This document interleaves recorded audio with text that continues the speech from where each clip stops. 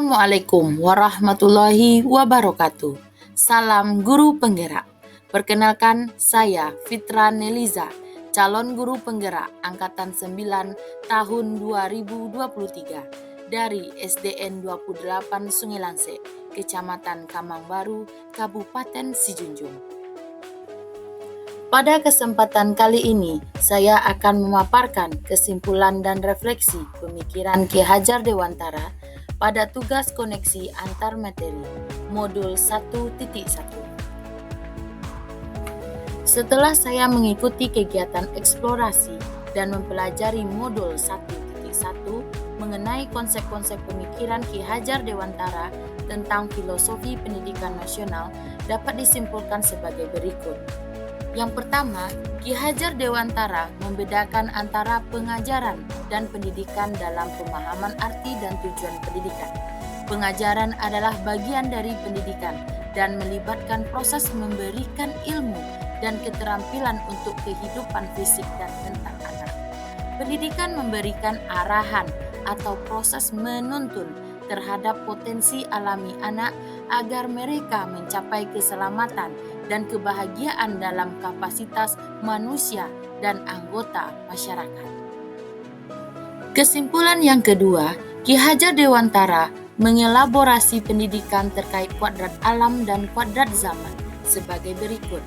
Dalam melakukan pembaharuan yang terpadu, hendaknya selalu diingat bahwa segala kepentingan anak didik, baik mengenal hidup diri pribadinya maupun hidup kemasyarakatannya, jangan sampai meninggalkan segala kepentingan yang berhubungan dengan kuadrat keadaan, baik pada alam maupun zaman.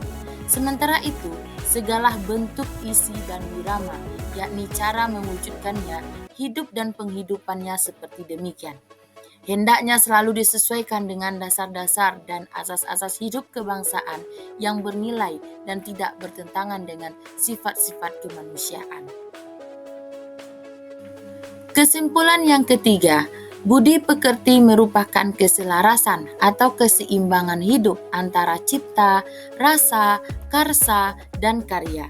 Keselarasan hidup anak dilatih melalui pemahaman kesadaran diri yang baik tentang kekuatan dirinya, kemudian dilatih mengelola diri agar mampu memiliki kesadaran sosial bahwa ia tidak hidup sendiri dalam relasi sosialnya, sehingga ketika membuat sebuah keputusan yang bertanggung jawab dalam kemerdekaan dirinya dan kemerdekaan orang lain.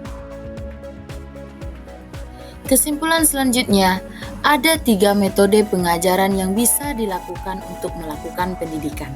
Yang pertama, Montessori, mementingkan pelajaran panca indera. Yang kedua, Froebel, yang diutamakan adalah permainan anak-anak, kegembiraan anak. Yang ketiga, Taman Siswa, bisa dikatakan memakai kedua metode tersebut. Akan tetapi, pelajaran panca indera dan permainan anak itu tidak dipisah, yaitu dianggap satu. Setelah saya mempelajari modul tersebut dan saya bisa ambil kesimpulan, ada beberapa pertanyaan refleksi yang harus saya jawab agar kedepannya saya bisa jadi guru yang profesional. Yang pertama, apa yang saya percaya tentang murid dan pembelajaran di kelas sebelum saya mempelajari modul 1.1? Yang kedua, apa yang berubah dari pemikiran atau perilaku saya setelah mempelajari modul ini? Yang ketiga, apa yang dapat segera saya terapkan lebih baik agar kelas saya mencerminkan pemikiran Ki Hajar Dewantara? Selanjutnya tentang murid dan pembelajaran di kelas sebelum saya mempelajari modul 1.1. Yang pertama, guru mendominasi pembelajaran atau teacher center. Dalam pembelajaran saya terlalu banyak berceramah. Peserta didik hanya diam dan mendengarkan saja. Yang kedua, pembelajaran terfokus pada ketercapaian materi dan KKM, mengutamakan aspek kognitif peserta didik saja. Pada hal ini, saya sering lupa bahwa pendidikan bukan hanya mentransfer ilmu saja, tetapi ada aspek lain yang harus diperhatikan dalam belajar.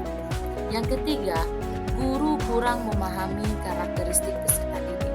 Saya cenderung menyamaratakan kemampuan peserta didik dengan melakukan pembelajaran sesuai zona nyaman saya tanpa memperhatikan perbedaan dari peserta didik tersebut. Yang keempat, peserta didik pasif dan motivasi belajar peserta didik rendah. Saya sering merasakan saat menyampaikan materi, mereka lesu dan tidak bersemangat. Ketika saya menanyakan apakah ada yang bertanya, mereka hanya diam dan tidak merespon sama sekali.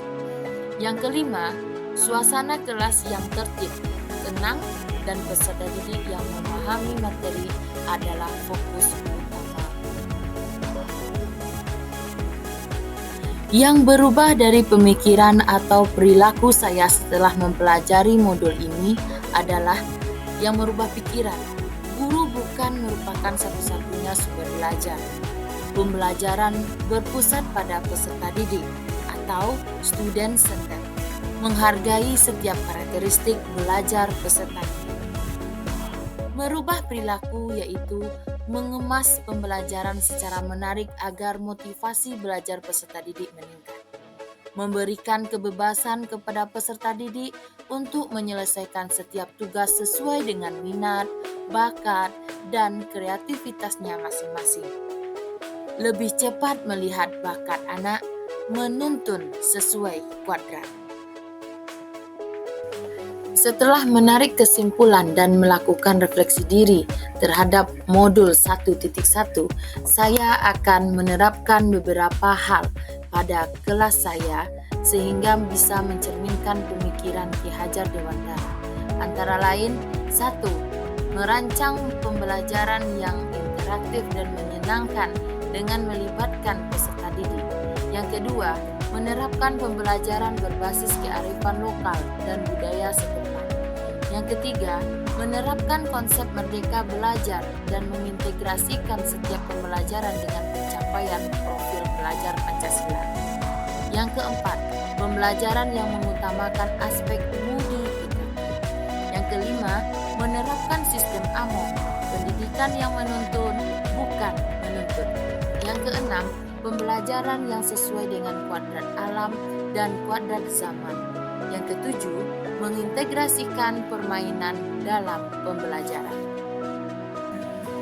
Kesimpulan secara garis besar yang bisa saya ambil dari modul 1.1 adalah pendidikan adalah menuntun anak sesuai dengan minat dan bakatnya. Pendidikan bukan hanya ilmu akademis saja, namun perlu penanaman budi pekerti yang baik. Pendidikan sejatinya adalah berhamba pada anak. Terima kasih telah menyaksikan video ini. Salam guru penggerak. Tergerak, bergerak, menggerakkan. Wassalamualaikum warahmatullahi wabarakatuh.